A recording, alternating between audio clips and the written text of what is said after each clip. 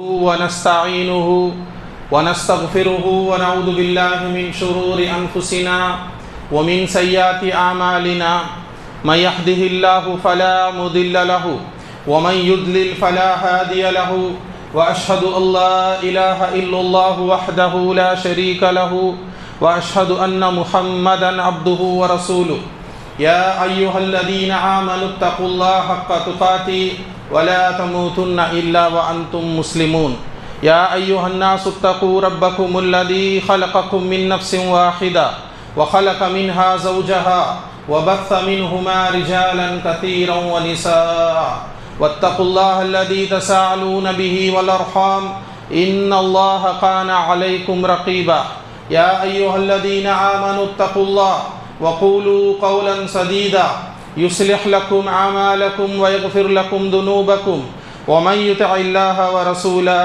فقد فاز فوزا عظيما أما بعد فإن خير الحديث كتاب الله وخير الهدي هدي محمد صلى الله عليه وسلم وشر الأمور محدثاتها وكل محدثة بدعة وكل بدعة ضلالة وكل ضلالة في النار قال الله تعالى في القرآن المجيد بعد أعوذ بالله السميع العليم من الشيطان الرجيم من همده ونفخه ونفسه بسم الله الرحمن الرحيم والفجر وليال عشر وقال النبي صلى الله عليه وسلم أفضل أيام الدنيا أيام العشر يعني عشر ذي الحجة قيل ولا مثلهن في سبيل الله قال ولا مثلهن في سبيل الله إلا رجل أفر وجهه في التراب أو كما قال النبي صلى الله عليه وسلم رب اشرح لي صدري ويسر لي أمري واحلل عقدة من لساني يفقهوا قولي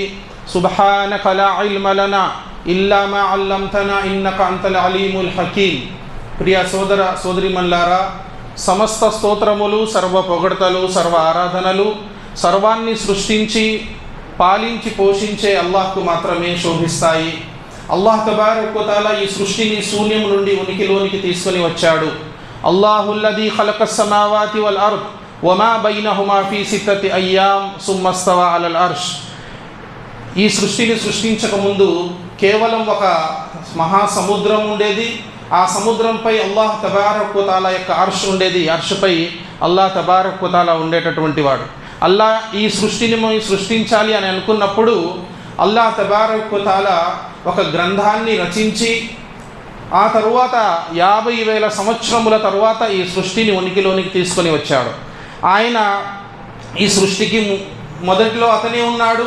మళ్ళీ ప్రళయ దినము నాడు ఈ సృష్టిని సృష్టించి పాలించి పోషించి సృష్టిలో ఉన్నటువంటి జీవరాశులన్నిటికీ కావలసినటువంటి వస్తువులన్నిటినీ సమకూర్చి వాటిని పోషించి వాటిని రక్షిస్తున్నాడు. ప్రళయ దినం నాడు మళ్ళీ ఈ సృష్టిని నాశనం చేసి మళ్ళీ పునఃసృష్టి చేయగలిగినటువంటి సమర్థుడు కేవలం అల్లాహ్ తబారక వ తఆలా మాత్రమే.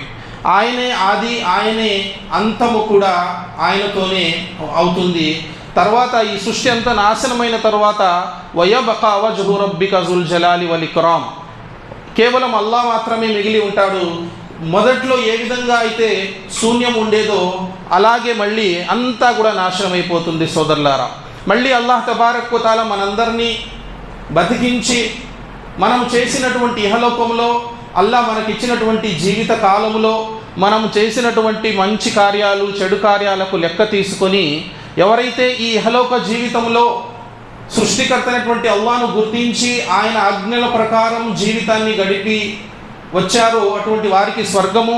మరి ఎవరైతే తన పూర్తి జీవిత కాలములో అల్లాహ్ను గుర్తించలేదో, సృష్టికర్తను గుర్తించలేదో, మరియు మనోవాంఛల ప్రకారం జీవితాన్ని గడుపుతూ వచ్చాడో అటువంటి వ్యక్తికి నరకం అనేది అల్లాహ్ తబారక వ తఆలా ప్రళయ దినం నాడు వాళ్ళకి నరకాగ్నికి వాళ్ళని ఆహుతి చేస్తాడు.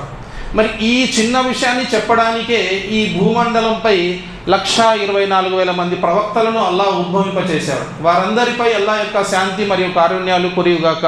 ముఖ్యంగా ఈ కలియుగాంతంలో వచ్చినటువంటి కారుణ్యమూర్తి మరియు ప్రపంచ మానవులందరి కొరకు, మానవులే కాదు జిన్నాతులందరి కొరకు, సర్వజీవరాశుల కొరకు ప్రవక్తగా చేసి పంపినటువంటి ఆ మహానీయ మహాప్రవక్త ముహమ్మద్ సల్లల్లాహు అలైహి వసల్లం వారిపై అల్లాహ్ యొక్క ఎనలేని కారుణ్యాలు కురియుగాక. ప్రియ సోదర సోదరిమణులారా, అల్లాహ్ తబారక్ తాలా మనల్ని అందరినీ కూడా తన ఆరాధన కొరకు పుట్టించాడు. ఈ రహస్యము జగమెరిగినటువంటి రహస్యమే, అందరికీ తెలియజేసిన విషయమే. కానీ మానవుడు ఏం చేస్తాడంటే, పాలు తాగేటటువంటి పిల్లి ఏ విధంగా వ్యవహరిస్తుందో అలా వ్యవహరిస్తాడు. అన్నీ తెలిసి కూడా నాకు తెలియదు అని మానవుడు వాపోతూ ఉంటాడు. ఎవరైనా ఇది ఎందుకు చేసావంటే, అయ్యో అవునా నాకు తెలియదు అంటాడు. కానీ ముస్లింలకు కానీ ముస్లింలేతరులకు కానీ అందరికి కూడా ఈరోజు ఇస్లాం అంటే ఏంటి, దాంట్లో హలాల్ ఏంటి, హరాం ఏంటి అంటే ముస్లింలకి కాదు ముస్లింలేతరకు కూడా తెలుసు. కానీ మానవుడు అలా నటిస్తాడు. కాబట్టి నటన అనేది మనుషుల ముందు మనం చేయగలం, కానీ అల్లాహ్ తబారక్ వ తఆలా ముందు మనం చేయలేము. అయితే ఒక నిజమైనటువంటి దాసుడు ఎప్పుడు కూడా అల్లాహ్ తబారక్ వ తఆలా యొక్క మెప్పును పొందడానికి, అతని యొక్క ప్రసన్నతను ఆ వ్యక్తి కోరుకోవడానికి ఎన్నడూ కూడా ఒక సమయాన్ని, అతను ఒక సందర్భాన్ని ఎతుకుతూ ఉంటాడు, అవకాశం కోసం చూసుకొని ఉంటాడు. అటువంటి అవకాశాలలో ఒక అవకాశమే ఈ అషరే జిల్హిజ్జా మాసము. ఈ మాసము రంజాన్ మాసం ఉంది. అదేవిధంగా 5 పూట్ల నమాజులు మనం చేస్తుంటాము. అదేవిధంగా శుక్రవారం ఉంది. కానీ కొన్ని ఘడియలు, కొన్ని సమయాలు అల్లాహ్ తబారక్ వ తఆలా మనం సర్వసాధారణంగా మనం చేసే పనులు ఆ రోజుల్లో చేస్తే ఎక్కువ పుణ్యాలు ఇస్తుంటాడు. ఇటువంటి కొన్ని స్కీములు అల్లాహ్ మన కోసం, మన దాసుల కోసం పెట్టాడు. అటువంటిదే ఈ అషరే జిల్హిజ్జా. అల్లాహ్ తబారక్ వ తఆలా ఖురాన్ గ్రంథంలో అంటున్నాడు, వల్ ఫజ్రి వలయాలిన్ అష్ర్, ఫజ్ర్ సాక్షిగా మరియు 10 రాత్రుల సాక్షిగా అని అల్లాహ్ తబారక్ వ తఆలా అంటున్నాడు. సోదరులారా సోదరిమణులారా, అల్లాహ్ తబారక్ వ తఆలా ఏదైనా విషయాన్ని అలాగే చెప్పినా కూడా దాన్ని మనం శిరస వహిస్తాం. మనందరము దాన్ని శిరస వహిస్తాము ఆజ్ఞను. కానీ అల్లాహ్ తబారక్ వ తఆలా ఒక విషయము ఒట్టు పెట్టి మరీ చెప్తున్నాడు అంటే దాని యొక్క ప్రాముఖ్యత ఏంటి అనేది మనం గుర్తించాలి. ఒక వ్యక్తి ఒట్టు పెట్టాడంటే మనిషి కూడా ఎప్పుడో ఒకసారి తప్ప ఒట్టు పెట్టడం. కానీ కొంతమంది ఉంటారు, ఒక గంటలో 100 సార్లు ఒట్టు పెడతారు, అల్లాహ్కి ఖసం అంటుంటారు. అటువంటి వాళ్ళని ఎప్పుడు కూడా నమ్మకూడదు. రసూలుల్లాహ్ సల్లల్లాహు అలైహి వసల్లం వారు అంటున్నారు, ఆ వ్యాపారి ఎవరైతే మాటికి ఖసం అని అల్లాహ్ మీద ఒట్టు పెడుతుంటాడో వాడి వస్తువు అమ్ముడుపోతుంది. కానీ అంటే వాడిచ్చేటటువంటి అల్లాహ్ పేరు చెప్పి ఏదైతే అమ్మేస్తున్నాడో దానివల్ల వాడి వస్తువు అమ్ముడుపోతుంది, కానీ దాంట్లో బరకత్ ఉండదన్నారు రసూలుల్లాహ్ సల్లల్లాహు అలైహి వసల్లం వారు. కాబట్టి ఒట్టు అనేది ఎప్పుడో ఒకసారి పెట్టేది. ఎప్పుడు ఒట్టు పెట్టేవాడో నిజం చెప్పడు. సరే, ఏది ఏమైనప్పటికీ అల్లాహ్ తబారక్ వ తఆలా ఈ 10 రోజులు ఏవైతే ఉన్నాయో అషరే జిల్హిజ్జా యొక్క 10 రోజుల మీద అల్లాహ్ తబారక్ వ తఆలా ఒట్టు పెట్టి మరీ చెప్తున్నారు. మొత్తము ముఫస్సిరీన్ అంటే సహబాయి కిరామ్ రిద్వానుల్లాహి తఆలా అజ్మঈన్, తాబైన్, తబతాబైన్, అంటే ఇప్పటి వరకు కూడా సల్ఫె సాలిహీన్ ఎవరైతే ఉన్నారో వారందరూ కూడా ఈ 10 రాత్రులు అంటే జిల్హిజ్జా యొక్క 10 రాత్రులు అని వారు మనకు తెలియజేస్తున్నారు. ఇంకొక విషయం ఏమిటంటే, మన ప్రియ ప్రవక్త ముహమ్మద్ సల్లల్లాహు అలైహి వసల్లం వారు కూడా ఈ విషయాన్ని మరింత బలం చేకూర్చేది ఏంటంటే ప్రవక్త ముహమ్మద్ సల్లల్లాహు అలైహి వసల్లం వారి యొక్క హదీసులు. సోదరులారా, ఒక విషయాన్ని మనం ఖురాన్ గ్రంథంలో చూసిన తర్వాత దాన్ని బలపరిచేటటువంటి విషయాలు హదీసులో వస్తాయి. ఆ తర్వాత సహబా కిరామ్ రిద్వానుల్లాహి తఆలా అజ్మঈన్ యొక్క ఆచరణలో మనకు కనిపిస్తాయి. ఆ తర్వాత మహాపండితుల యొక్క వారి యొక్క కౌల్ అంటే వారి యొక్క మాటలు లేదా ఫత్వాల్లో ద్వారా మనకు మరింతగా దానికి దృఢత్వం అనేది లభిస్తుంది. ప్రవక్త ముహమ్మద్ సల్లల్లాహు అలైహి వసల్లం వారు అంటున్నారు, అఫ్జల్ అయ్యామి దునియా అంటే ప్రపంచములో ఉదాహరణకు 360 రోజులు తీసుకున్నాం, సంవత్సరం యొక్క 360 రోజుల్లో అల్లాహ్ తబారక్ వ తఆలా వద్ద విశిష్టత కలిగినటువంటి ఉన్నతమైనటువంటి దినములు ఏవైనా ఉన్నాయి అంటే అయ్యాముల్ అష్ర్ అన్నారు ప్రవక్త గారు. యానీ అష్రే జిల్హిజ్జా అని మళ్ళీ దానికి వివరణ కూడా ఇచ్చారు రసూలుల్లాహ్ సల్లల్లాహు అలైహి వసల్లం వారు. అంటే అషరే జిల్హిజ్జా యొక్క మొదటి 10 దినములు ఏవైతే ఉన్నాయో ఇవి 360 రోజుల్లో అన్నిటికన్నా ఉత్తమమైనవి. పండితులు ఏమంటారంటే రమదాన్ యొక్క దినముల కన్నా కూడా అవి ఉత్తమమైనవి. చివరి 10 రంజాన్ యొక్క 10 రాత్రులు విడిచిపెడితే అంత ఉత్తమమైనటువంటి దినములు ఇవి అని మనకు హదీస్ ద్వారా అర్థమవుతుంది. ఈ దినములలో ఎవరైతే అల్లాహ్ తబారక్ వ తఆలాని ఎక్కువగా స్మరిస్తాడో అతనికి మామూలు దినాలలో చేసేటటువంటి వాటికన్నా ఎక్కువ పుణ్యాలు అతనికి అల్లాహ్ తబారక్ తఆలా ఇస్తాడు. ఎప్పుడైతే ప్రవక్త గారు అఫ్జల్ అయ్యామి దునియా అంటే ప్రపంచంలో ఉన్నటువంటి దినాలన్నింటిలో ఈ 10 దినములు ఉన్నతమైనవి అని ప్రవక్త గారు చెప్పారో, వెంటనే ఆచరణలో ఎప్పుడు ముందు ఉండేటటువంటి సహబాయి కరాం రిజ్వానుల్లాహి తఆలా అజ్మైన్, వాళ్లకు ఎప్పుడు కూడా ఆతృత దేంట్లో ధనధాన్యాలలో కాదు, వాళ్ళు ఎప్పుడు కూడా ఆచరణలో ముందు ఉంటారు సహబా. వెంటనే అడిగారు, ఓ ప్రవక్త, మరి ఏ వ్యక్తి అయితే అల్లా మార్గంలో పోరాడతాడు కదా, వలా జిహాదు ఫీ సబీలిల్లా, అల్లా మార్గంలో యుద్ధం చేస్తారు కదా, అతని కన్నానా అన్నారు. అతని విషయం ఏంటి అని ప్రశ్నించారు. ప్రవక్తగా ముహమ్మద్ సల్లల్లాహు అలైహి వసల్లం అంటున్నారు, వలా మిస్లుహున్న ఫిల్ జిహాద్ అన్నారు ప్రవక్త గారు.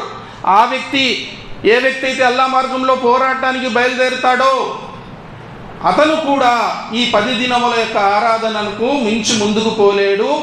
ఇల్లా రజులున్ అఫ్ఫర వజహు ఫిత్తురాబ్, కానీ ఆ వ్యక్తి ఎవరైతే అల్లా మార్గంలో పోరాడడానికైతే వెళ్ళాడు జిహాదులో, కానీ అతను తన ముఖాన్ని మట్టిలో కరిపించేశాడు, అంటే షహీద్ అయిపోయాడు, మళ్ళీ వెనక్కి తిరిగి రాలేదు అన్న విషయాన్ని ప్రవక్త ముహమ్మద్ సల్లల్లాహు అలైహి వసల్లం వారు ఇక్కడ వివరణ ఇచ్చారు. అంటే దైవ మార్గంలో పోరాడటం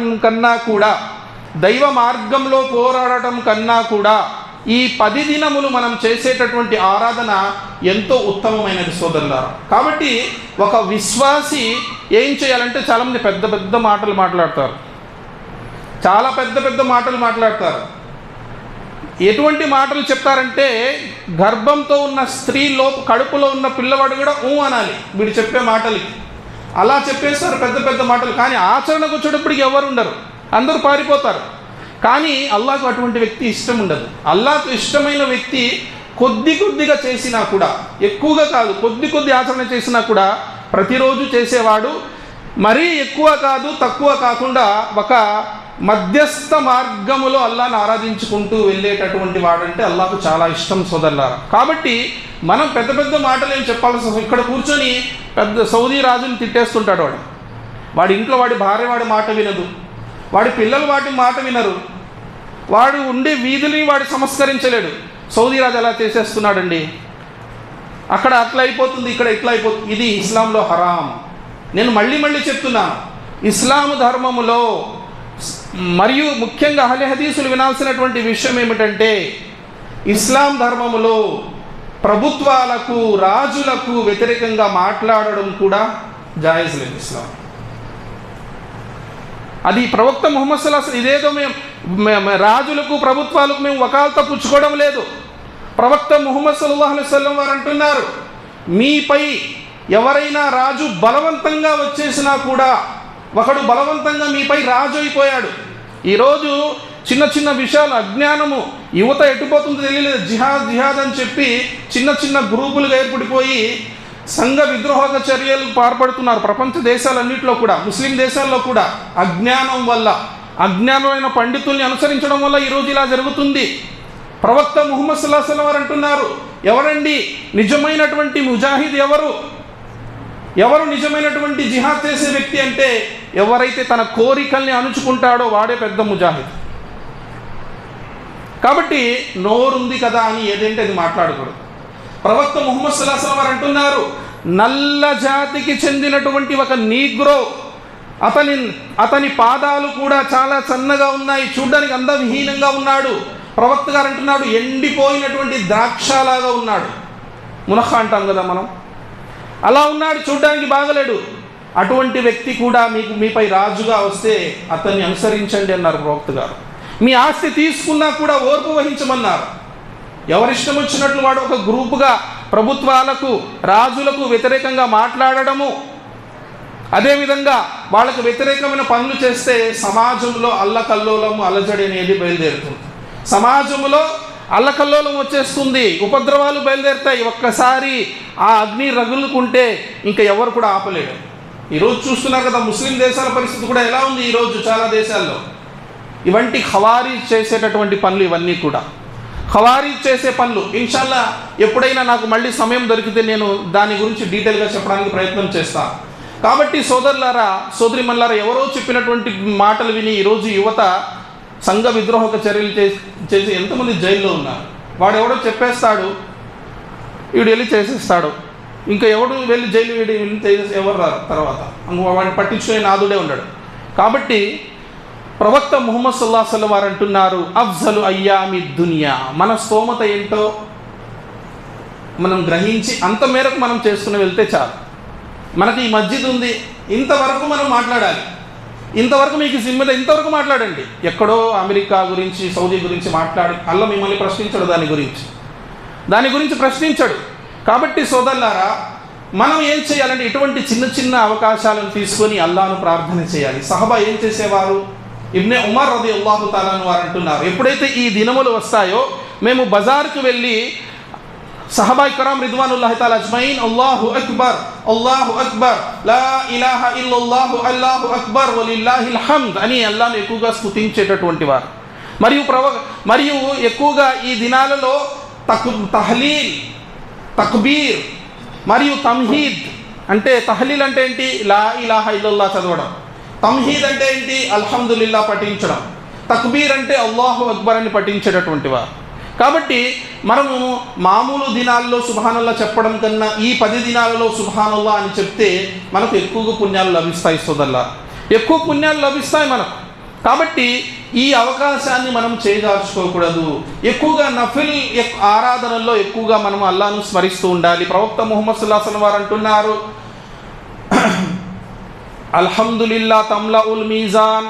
ఎప్పుడైతే మీరు అల్హమ్దులిల్లా అని ఒకసారి చెప్తారో అది అల్లా యొక్క త్రాసును బరువు చేసేస్తుంది. అల్లా ఏవైతే అల్లా తబారక్ వ తఆలా వద్ద ఒక త్రాసు ఉంటుంది, అందులో దైవదూతలు మనం చేసేటటువంటి పనులు తీసుకెళ్ళి అందులో వేస్తుంటారు. పుణ్యాలు ఒకవైపు, పాపాలు ఒకవైపు. మీజాన్ వస్సమా రఫఅహా వవజఅల్ మీజాన్ అల్లా అంటున్నాడు ఖురాన్ గ్రంథంలో. ఆయన ఆకాశాలను లేపాడు, మరియు మీజాన్ని కూడా అల్లాహ్ తబారక్ వ తఆలా ఏర్పాటు చేశాడు. ఈ సృష్టి ఒక సిస్టమాటిక్గా ఉంది, ఒక బ్యాలెన్స్డ్గా ఉంది. మీ పాప పుణ్యాలను కూడా అల్లాహ్ తబారక్ వ తఆలా తూకం వేస్తుంటాడు. ఈ పాప పుణ్యాల్లో తేడా వస్తే ఈ క్రమబద్ధంగా ఉన్న ఈ సృష్టి కూడా లయ తప్పుతుంది.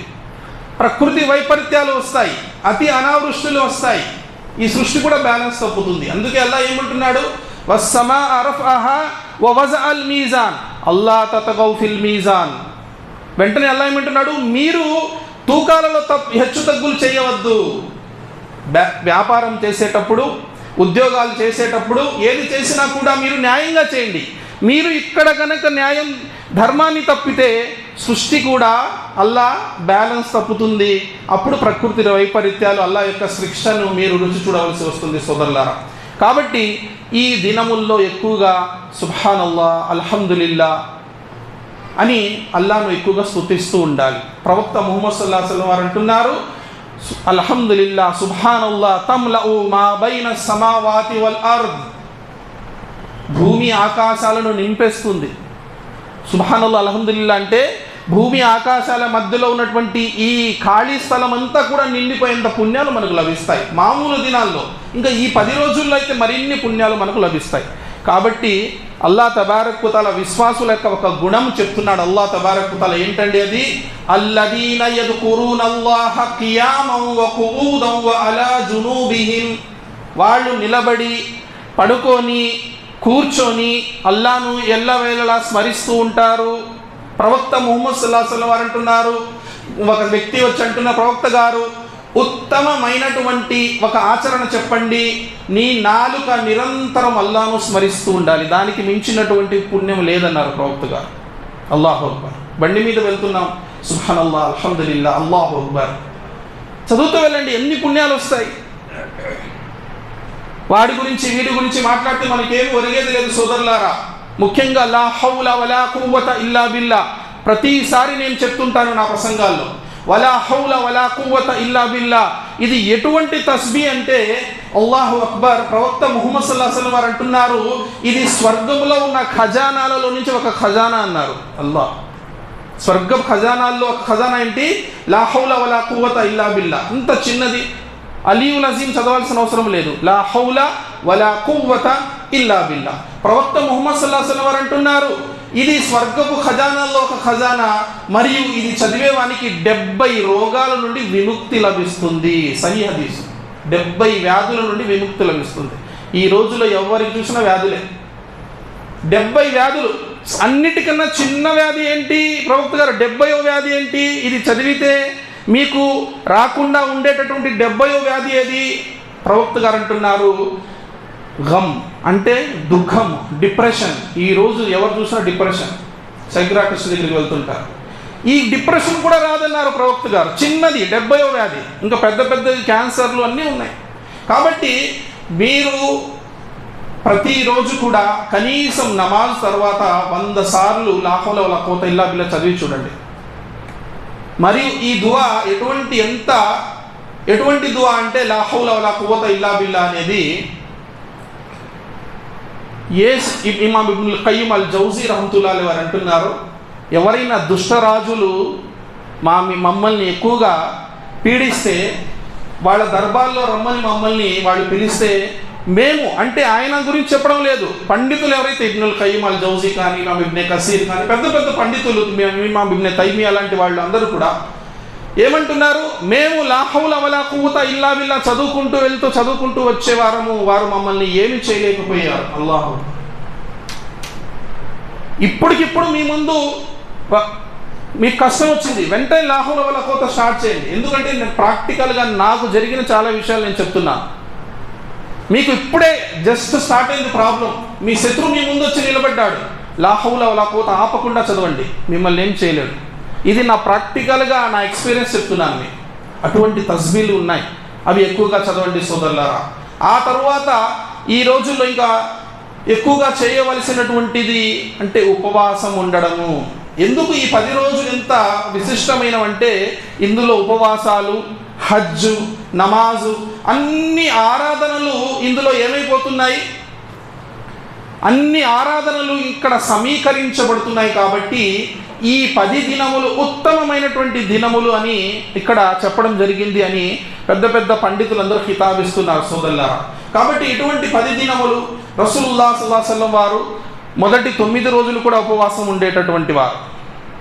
మరియు ముఖ్యంగా ఇందులో 9వ రోజు యౌమే అరఫా, యౌమున్ నహర్, యౌముల్ కర్, ఈ 3 కూడా ముఖ్యమైన దినములు. మనము ఈ తస్బీ మరియు తమ్హీద్ ఎప్పటి వరకు చెప్పాలి అంటే బక్రీద్, ఈదుల్ అజహా అయిన తర్వాత, యౌమున్ నహర్ అంటే కుర్బానీ ఇచ్చే దినం అయిన తర్వాత 11, 12, 13 ఈ 3 కుర్బానీ ఇచ్చేటటువంటి దినాలు. చాలామంది 10, 11, 12 అంటారు. కాదు, 11, 12, 13 ఇదే నిజమైనటువంటి హదీస్ ప్రకారం కరెక్ట్ అన్నమాట. ఈ 3 దినముల వరకు చెప్పాలి. 13వ తేదీ అసర్ వరకు మనం తక్బీర్ చెప్తూనే ఉండాలి. అప్పటి వరకు కుర్బానీ కూడా ఇవ్వవచ్చు మనం. కాబట్టి అల్లాహ్కు ఇష్టమైనటువంటివి ఆచరణలు, ముఖ్యంగా 9 రోజులు కూడా ప్రవక్త గారు ఉపవాసం ఉన్నట్టు కొన్ని హదీసుల ద్వారా మనకు ఆధారాలు లభిస్తున్నాయి. పైపెచ్చు 9వ తేదీ ముఖ్యంగా యౌముల్ అరఫా దినము ఉపవాసం ఏదైతే ఉంటామో మనము, దానివల్ల ప్రవక్త ముహమ్మద్ సల్లల్లాహు అలైహి వసల్లం వారు అంటున్నారు, ఆ ఉపవాసం వల్ల మనకు కలిగేటటువంటి లాభం ఏమిటి అంటే, ప్రవక్త గారు అంటున్నారు, అహ్తసిబు, నేను అనుకుంటున్నాను అల్లాహ్ తబారక వ తఆలా ఆ ఉపవాసం వల్ల గడిచిన 1 సంవత్సరము, రాబోయే 1 సంవత్సరం యొక్క పాపాలను క్షమిస్తాడు అని నేను అనుకుంటున్నాను అని ప్రవక్త ముహమ్మద్ సల్లల్లాహు అలైహి వసల్లం వారు అన్నారు. కాబట్టి 2 సంవత్సరముల పాపాలు క్షమించబడతాయి ఈ ఒక్క ఉపవాసం వల్ల. ఆ తరువాత చూడండి, నఫిల్. ఈరోజు చాలామంది ఎవరైనా ఎక్కువగా ఆరాధన చేస్తుంటే వాడిని చూసి నవ్వుతారు. అరే ఉందే కబ్బి నమాజ్ పడలేదంతా, కబ్బి ఎప్పుడు చూసిన వాడు నమాజ్ ఖురాన్ జికర్ చేస్తుంటాడు. రోడ్ల మీదకి వచ్చి స్ట్రైక్ చేయాలి, బంద్ చేయాలి. వాడు నిజమైన ముస్లిం. టోపీలు పెట్టుకొని వచ్చేస్తారు బంద్ చేసేటప్పుడు. ఎన్ఆర్సీ వచ్చిందనుకోండి, లేకపోతే ఇప్పుడు వచ్చింది ఇంకొక బిల్లు వచ్చింది, వస్తే ఇవి వచ్చాయనుకోండి, రోడ్ల మీదకి వచ్చేస్తారు చాలామంది మైకులు తీసుకొని. ఫజర్ నమాజ్ కూడా చదివి ఉన్నాడు ఆయన. నిజంగా చెప్పాలంటే పాస్ వెళ్ళి అది కడుక్కుంటాడు కూడా తెలియదు. అటువంటి వాళ్ళు కూడా ఉన్నారు చాలామంది. అంటే అప్పుడు వచ్చేస్తారు పొలిటికల్గా వాళ్ళందరూ టోపీలు పెట్టుకొని. అది కరెక్టైన ముస్లిం అనుకుంటారు. అల్లాహు అక్బర్. అల్లా అంటున్నాడు, ఎవరు అసలు వలీ అంటే ఎవరు? హదీసు కుర్సీలో అల్లా తబారక్ వ తఆలా అంటున్నాడు, ఎవరైతే నా వలీతో శత్రుత్వం పెంచుకుంటారో అటువంటి వ్యక్తికి విరుద్ధంగా నేను యుద్ధాన్నే ప్రకటిస్తాను అని అల్లా అంటున్నాడు. నా వలీతో ఎవరైతే శత్రుత్వం పెంచుకుంటారో అతనికి ఎదురుగా నేను నా సైన్యాలనే పంపిస్తాను, యుద్ధాన్ని ప్రకటిస్తాను అంటున్నాడు. అంటే సర్వలోకాల సృష్టికర్త అతనికి విరుద్ధంగా యుద్ధాన్ని ప్రకటిస్తాడు. మరి వలీ ఎవరు? అల్లా అదే హదీసులో అల్లా అంటున్నాడు, హదీసు కుర్సీలో, ఎవరు వలీ? నా దాసుడు నా కొరకు, నా ప్రసన్నత కొరకు చేసేటటువంటి ఆరాధన అన్నిటిలో నాకు ఇష్టమైనటువంటి ఆరాధన ఫరాయిజ్. రాత్రంతా మేలుకొని జాగారం చేసి ఆ బిర్యానీ వండే చోట, ఆ పంచే చోట ఉండి మీటింగ్లు చేసి ఫజర్ నమాజ్కి మళ్ళీ ఉండడు. క్యారే ఉంటే రాత్ మే జగా ఫజర్ మేనే. అల్లాకు నఫీల్ కోసం నువ్వు రాత్రంతా మేలుకొని ఉదయం ఫజర్ చదవకపోతే నువ్వు అల్లాకు ఇష్టం ఉండదు. కానీ ఒక వ్యక్తి ఫరజ్ చదువుతున్నాడు. ప్రవక్త ముహమ్మద్ సల్లల్లాహు అలైహి వసల్లం అన్నారు, ఒక స్త్రీ ఇంట్లో చాలా పనులు చేసుకొని అలసిపోతుంది, ఫరజ్ చదువుతుంది, సున్నత్ చదివే సమయం కూడా లేదు. పెద్ద ఫ్యామిలీ, పనులు ఉంటాయి, చాలా పనులు ఉంటాయి. ప్రవక్త గారు అన్నారు, స్వర్గానికి వెళ్తుంది. అల్లాహు అక్బర్. కానీ ఏ దాసుడైతే ఫరజ్ చదువుతాడో మొదటిగా అల్లా అతన్ని ప్రేమిస్తాడు. తరువాత దాసుడు తన ఖాళీ సమయములో నన్ను ఎక్కువగా స్మరిస్తాడు, సున్నత్లు చదువుతాడు, నఫిల్ చదువుతాడు, తహజ్జుద్ చదువుతాడు, ఇష్రాక్ చదువుతాడు, చాష్ చదువుతాడు, నఫిల్ ఉపవాసాలు పాటిస్తాడు, ఖురాన్ పారాయణం చేస్తాడు, మళ్ళీ ధర్మాలు చేస్తాడు. ఎన్ని నఫిల్ ఆరాధనలు చేయగలుగుతాడో వాటి ద్వారా నా సామీప్యాన్ని కోరుకుంటాడు. అతను అలా చేస్తూ చేస్తూ చేస్తూ అతను నాకు ఎంత సమీపంగా వచ్చేస్తాడంటే అల్లా అంటున్నాడు, నేను వాడి కన్నులైపోతాను, ఆ కన్నులతోనే వాడు చూస్తాడు. ఇది హదీస్ కుర్సీ, సహీ హదీస్. నేను వాడి కళ్ళైపోతాను, ఆ కళ్ళతో వాడు చూస్తాడు. నేను వాడి చెవినైపోతాను, ఆ చెవితో వాడు వింటాడు. నేను వాడి చెయ్యినైపోతాను, ఆ చేతితో వాడు పట్టుకుంటాడు. నేను వాడి కాలునైపోతాను, ఆ కాళ్ళతో వాడు నడుస్తాడు. ఈ హదీసును చాలామంది వక్రీకరించి సూఫీలు ఏమన్నారంటే, వాళ్ళు నమాజ్ చదవరు సూఫీలు అంటే, చదవకుండానే అల్లా వాడిలో వచ్చేస్తాడు. నౌజు బిల్లా. అల్లా ఎవరంటే వాడు వచ్చేస్తాడా? మరి ఇతర మతస్థులు కూడా చెప్తున్నారు కదా, దేవుడు ఒంట్లోకి వస్తున్నాడని. దేవుడు ఎవడు ఒంట్లో పడితే వాళ్ళ ఒంట్లోకి రాడు, ఎవరి ఒంట్లోకి పడితే వాళ్ళ ఒంట్లోకి రాడు. అర్రహ్మాను అలల్ అర్షి ఇస్తవా. ఆయన ఔన్నత్యానికి అది తగదు. ఆయన ఈ సృష్టి కన్నా ఈ సృష్టి సామ్రాజ్య పీఠం స్వర్గంపై అర్ష్ ఉంది, అర్ష్పై ఆయన ఆసీనుడై ఉన్నాడు.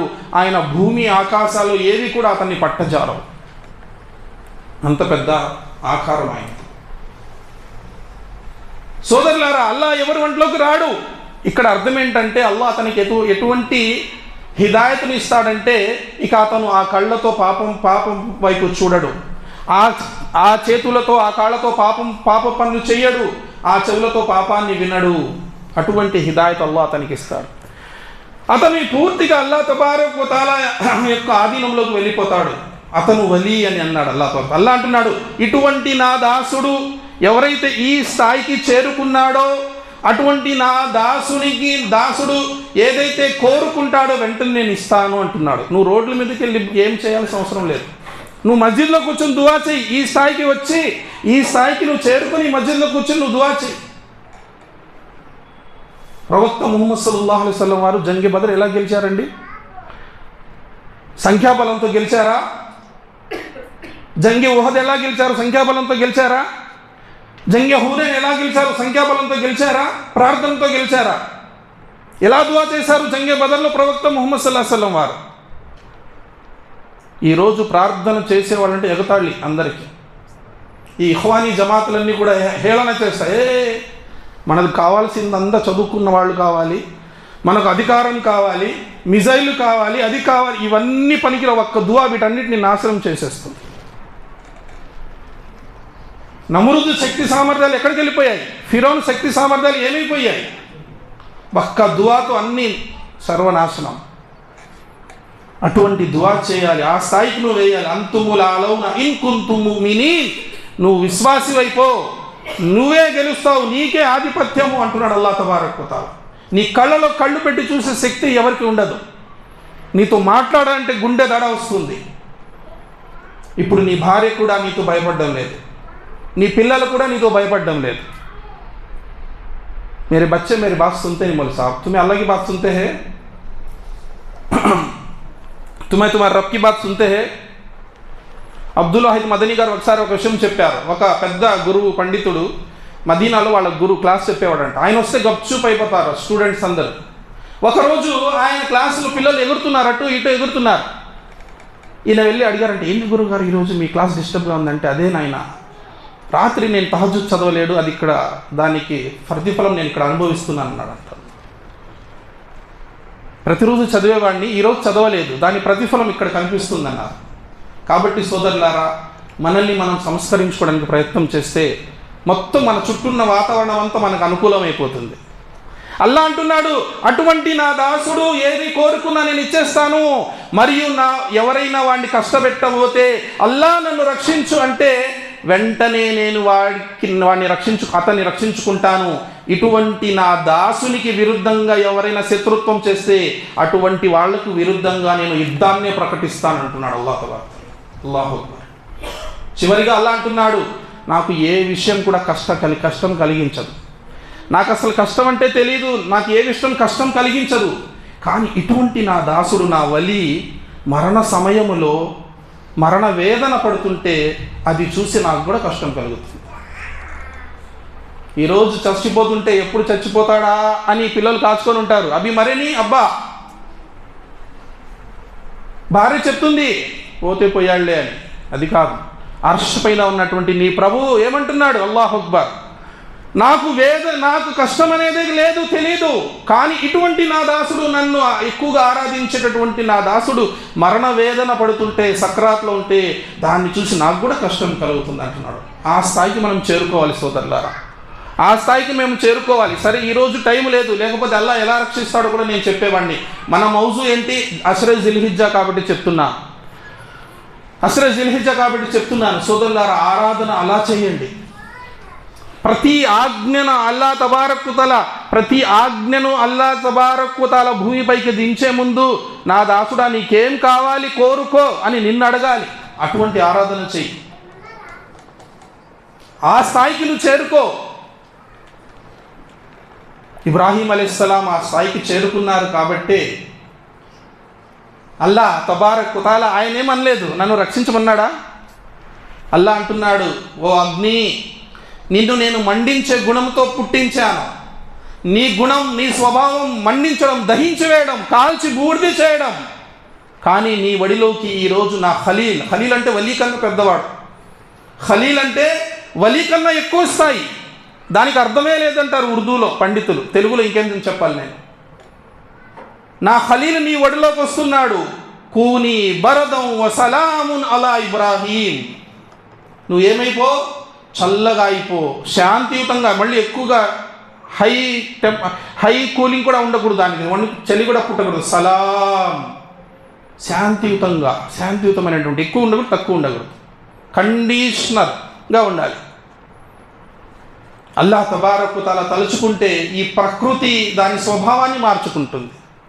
సోదరులారా, సోదరీమణులారా, కాబట్టి మనం చేయవలసినటువంటిది ఈ 9 రోజులు 10 రోజులు ఎక్కువగా ఉపవాసాలు పాటించడం, అల్లాను స్మరించడం. 10వ రోజు ఎక్కువ ఇష్టమైనటువంటి ఆచరణ ఏంటి? అల్లాకు ఏంటి ఇష్టమైనటువంటి ఆచరణ?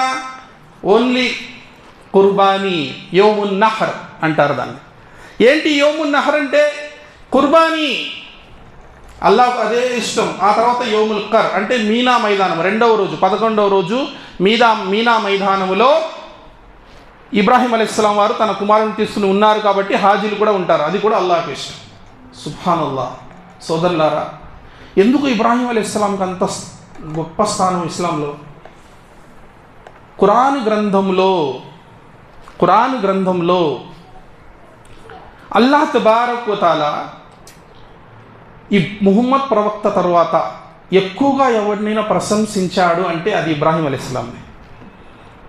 ఆయన్ని ప్రశంసించినంతగా ఇంకెవరిని ప్రశంసించలేదు. ఎవరైనా మంచి పనులు చేస్తే ప్రభుత్వాలు పిలిచి అవార్డులు ఇస్తాయి, పద్మభూషణ్, పద్మవిభూషణ్, ఏవేవో ఇచ్చేస్తాయి, అర్జున్ అవార్డు, అది ఇది అవార్డులు ఇచ్చి సత్కరిస్తాయి.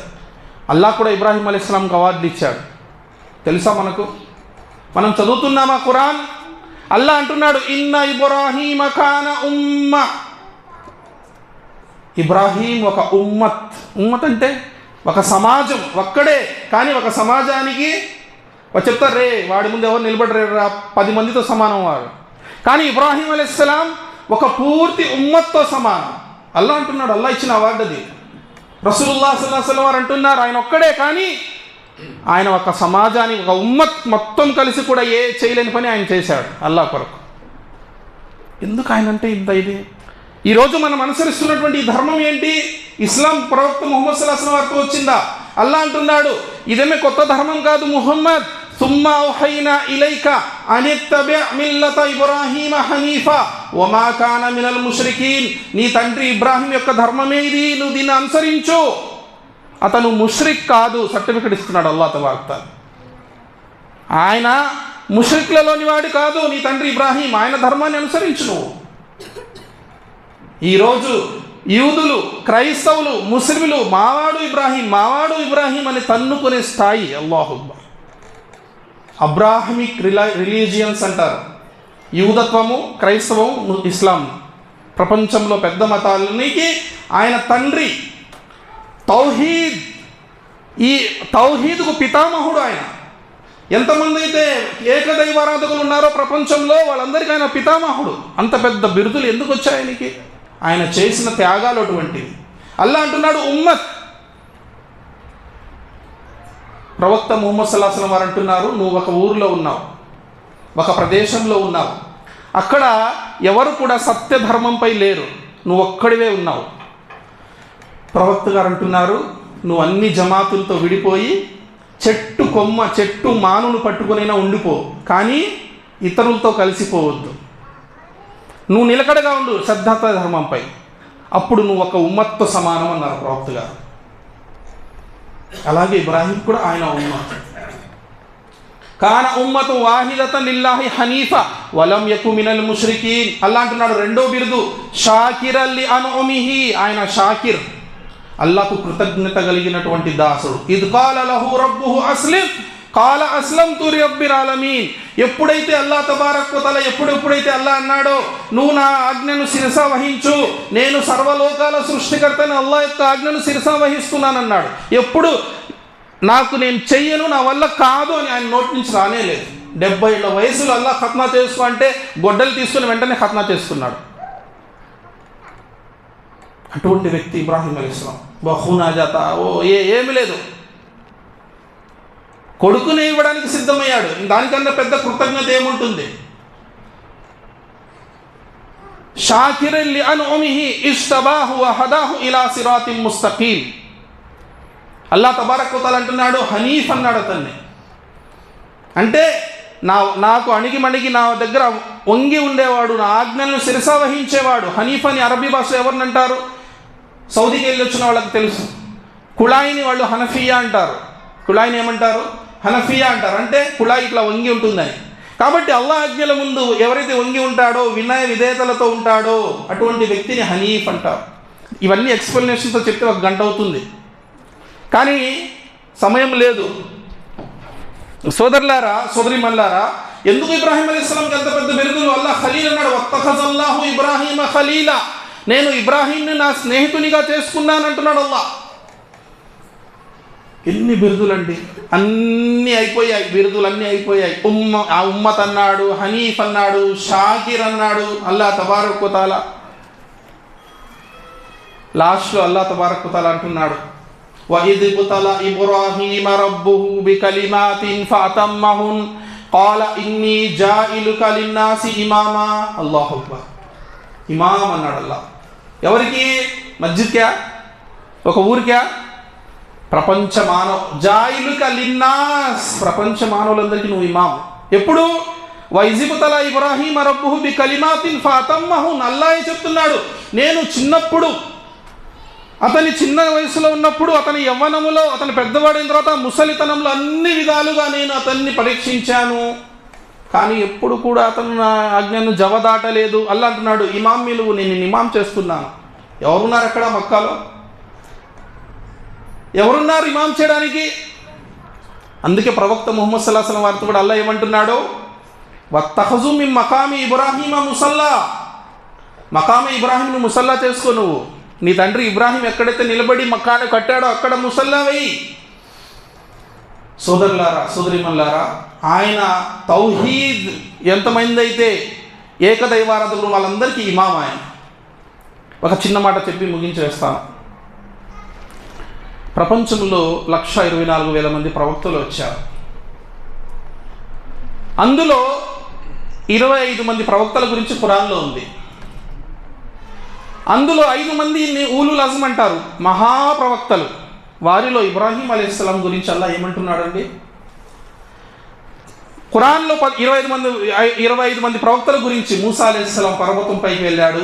నూహ్ అలైహిస్సలాం కష్టి అదుగు ఆ కొండ మీద ఉంది. సాలెహ్ అలైహిస్సలాం బండలో నుంచి ఆయన ఒంటెని తీశాడు. ఈసా అలైహిస్సలాం ఇది చేశాడు, ఆయన అది చేశాడు. అన్నీ ఉన్నాయి మన ముందు, ఆ ప్రదేశాలు కూడా ఉన్నాయి. కానీ అల్లాహ్ తబారక్ వ తఆలా ఏమన్నాడు? ఖురాన్లో వాళ్ళ గాథలు విని మీరు మీ విశ్వాసాన్ని పెంచుకోండి. లఖద్ కాన లకుం ఫీ ఖససి, వాళ్ళ యొక్క గాథల్లో మీకు గుణపాఠాలు ఉన్నాయంటున్నాడు అల్లాహ్ తబారక్ వ తఆలా. అందరు గాథలు విని మీ విశ్వాసాన్ని పెంచుకోండి. థియరిటికల్ అంతే. కానీ ఇబ్రాహీం ప్రవక్త గురించి వచ్చేటప్పటికి అల్లాహ్ ఏమంటున్నాడు? No theory, with theory practical కూడా చేయాలి మీరు. ఇబ్రాహీం అలైహిస్సలాతు వస్సలాం ప్రతి సంవత్సరం మనం కుర్బానీ ఇస్తాం 10వ రోజు. ఎందుకు? సున్నత అబీకుం ఇబ్రాహీం అన్నారు ప్రవక్త ముహమ్మద్ సల్లల్లాహు అలైహి వసల్లం వారు. నీ తండ్రి ఇబ్రాహీం అలైహిస్సలాం యొక్క సున్నత్. ఎందుకు? అల్లాహ్ తబారక్ తఆలా ఏం చేశాడు ఆ రోజు?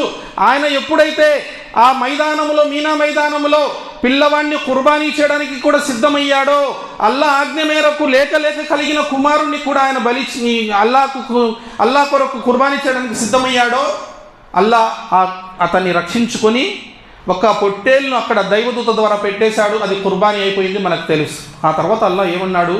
వతరక్నా అలై ఇన్న హాదా లహువల్ బలాఉల్ ముబీన్. ఇబ్రాహీం, మేము నిన్ను ఎన్నో విధాలుగా పరీక్షించాము, ఇది అన్నిటికన్నా పెద్ద పరీక్ష నీకు, పెద్ద సమస్య నీకు అని స్వయంగా అల్లాహ్ అంటున్నాడు. కానీ దాంట్లో కూడా నువ్వు నెగ్గావు. ఈరోజు ఈ మైదానంలో, ఈ ఎడారిలో ఎవరు నిన్ను చూడడం లేదు అని నువ్వు అనుకోవద్దు. వతరక్నా అలైహిం ఫిల్ ఆఖిరీన్. ప్రళయ దినం వరకు వచ్చే వాళ్ళందరూ నిన్ను గుర్తుపెట్టుకుంటారు.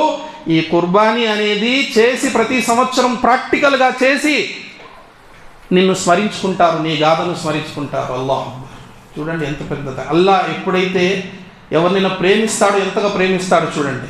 అది కూడా కుర్బానీ ఒకటే కాదు, హాజరా, హాజరా తల్లి, ఆమె అల్లాహ్ ఆజ్ఞ అని భర్త యొక్క ఆజ్ఞను శిరసావహించి ఎడారిలో ఆ పిల్లవాడిని తీసుకుని ఉండి నీళ్ల కోసం పరిగెత్తింది చూడండి.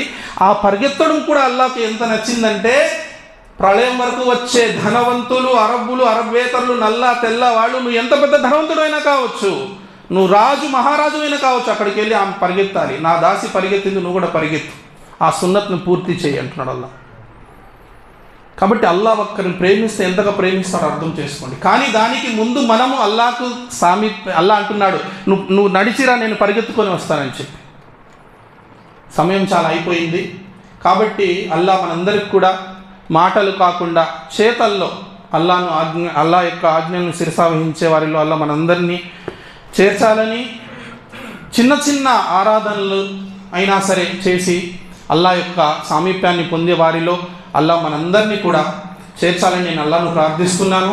ఓ సర్వలోకాల సృష్టికర్త అల్లాహ్, ఇబ్రాహీం ప్రవక్త యొక్క ధర్మాన్ని, ఇబ్రాహీం ప్రవక్త సల్లల్లాహు అలైహి వసల్లం వారి యొక్క సున్నత్లను పాటించే సౌభాగ్యాన్ని మాకు ప్రసాదించు.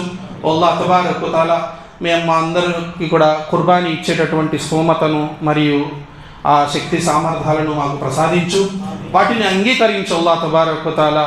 అదేవిధంగా ఎంతమంది ముస్లింలు మరియు ఈ ప్రపంచంలో వారు వేదనకు గురవుతున్నారో, కష్ట నష్టాల్లో ఉన్నారో, వారందరికీ సన్మార్గాన్ని ప్రసాదించు. మరి వారందరికీ ఆ వేదన నుండి, ఆ కష్ట నష్టాల నుండి గట్టెక్కించు. మరియు అల్లాహ్ ఈ 10 దినముల యొక్క పూర్తి ప్రతిఫలాన్ని మాకు అల్లాహ్ తబారక్ వ తఆలా మాకు దక్కించు. రబ్బనా తకబ్బల్ మిన్నా ఇన్నక అంతస్ సమీఉల్ అలీమ్ వతుబ్ అలైనా ఇన్నక అంతత్ తవ్వాబుర్ రహీమ్. సుబ్హాన రబ్బిక రబ్బిల్ ఇజ్జతి అమ్మా యసిఫూన్ వస్సలాము అలల్ ముర్సలీన్ వల్హమ్దులిల్లాహి రబ్బిల్ ఆలమీన్.